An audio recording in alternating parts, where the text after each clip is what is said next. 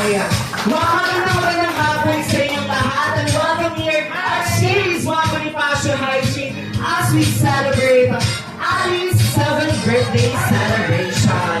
My name is Lex and I'll be your host for today's celebration. Bago ang lahat, balik naman po ako ng isang masigamo na nasa Balagbaga! Alright, wow, that's how you start a party. Grabe yung energy natin simula kanina. Nagkakagulo na ba since kung start ng program natin? Let me hear again a round of applause for our birthday celebrant, Grand and Trans. So right now, we will witness a baby girl turn into a little princess. Ladies and gentlemen, family and friends, get ready to welcome the start of our today's celebration.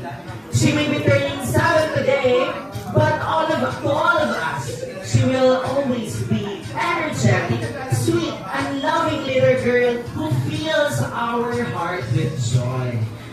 Thoughtful in her own little ways, full of life, laughter, and endless smile. She brings happiness whenever she goes. So let's give the loudest cheers and warm applause as we welcome our beautiful birthday celebrant, Sweet 7 Ali.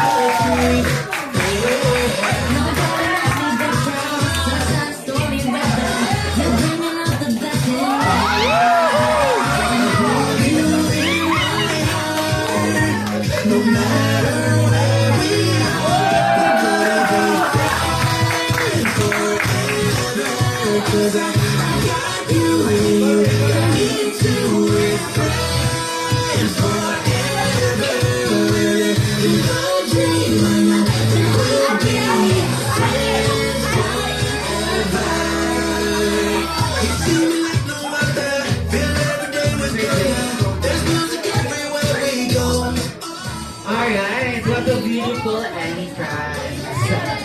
Kumakaway pa si Baby Ali na parang excited siya today. Baby Ali, anong masasabi mo ngayon? Anong nararamdaman mo ngayon? Kasi birthday.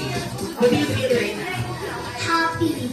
Wow, she is happy. And of course, gusto mo bang mag-thank you kay mommy and daddy? Kasi pinagandaan ka nila ng gantong kabonggang celebration. What do you say kay mommy and daddy? Dahil Thank you. Thank you. 2 words lang yun pero tagus sa puso. Alright, so without further ado, let me call Ma'am Ina for our opening prayer. Everyone, please raise go.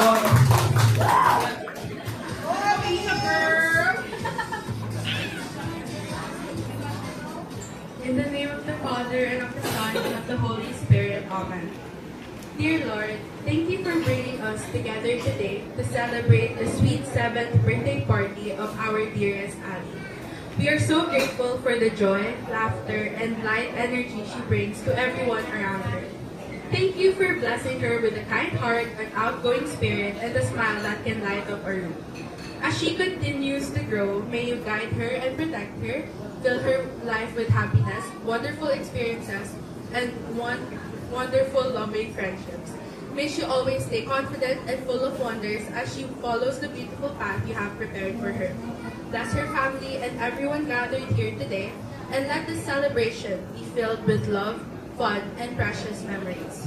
And Lord, as we share this meal together, we thank you for the food before us and whom has gathered to feast. Bless us, O Lord, and these thy gifts which we are about to receive from thy bounty through Christ our Lord. Amen.